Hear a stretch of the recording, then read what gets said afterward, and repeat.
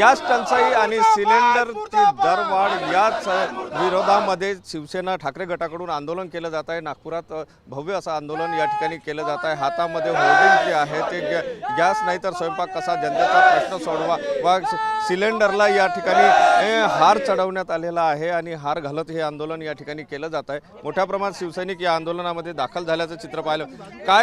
काय नेमकं सांगाल, तुम्ही आंदोलन करता आहे काय नेमकं?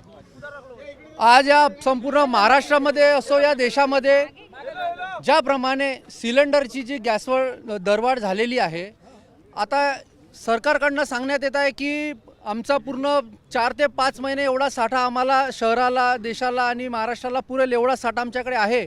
परंतु जी ॲक्च्युअल जी परिस्थिती आहे ते तुम्ही प्रसारमाध्यमांनी सुद्धा दाखवलेली आहे आणि रोज प्रसारमाध्यमांमध्ये सुद्धा रोजच्या बातम्या होऊन राहिलेल्या आहे। सिलेंडरसाठी अक्षरशः लाईन लागलेल्या आहे, लोकांच्या मारापिट्या होऊन राहिलेल्या आहे, पोलीस कारवाई करून राहिलेल्या आहे। ब्लॅकची सिलेंडरचे ज्या काही पुरवठा सुरू आहे तो थांबवण्यासाठी पोलीस प्रशासनसुद्धा कामाला लागलेलं आहे। परंतु देशाचे पंतप्रधान यावरती कुठलाच शब्द काढत नाही आणि पेट्रोलियम मंत्री सांगतात आहे की देशामध्ये भरपूर मोठा साठा आहे तर मग एवढी जनता हाय का बरं होऊन राहिलेली आहे? आज संपूर्ण महाराष्ट्रामध्ये बघा तुम्ही, हॉटेल्सवाले चुलीवरती येऊन बसलेले आहे, त्यांचे संपूर्ण नियोजन विस्कळीत झालेलं आहे। आता पहिले यांनी उज्ज्वला योजना काढलेल्या होत्या सिलेंडरच्या, आता ती योजना कुठे गेलेली आहे? आज 5 दिवस झाले, 10 दिवस झाले म्हणजे जगात ते युद्धाचं जे काही सावट निर्माण झालेलं आहे, युद्ध हे ते इंटरनॅशनल लेवलचा मुद्दा आहे। परंतु महाराष्ट्राला आणि देशाला जी रोजच्या ज्या दैनंदिन जीवनातले जे सुखसोयी आहे त्यासुद्धा ही सरकार पुरवठा करू शकत नाही।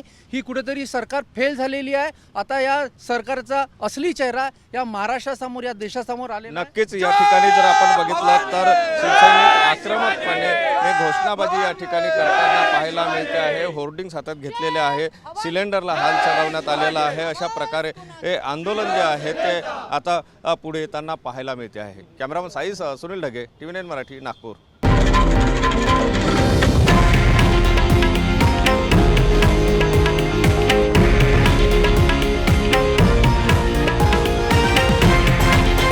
हे आहे देशातील नंबर 1 न्यूज नेटवर्क आणि आपण पाहत आहात TV9 मराठी, एकमेव।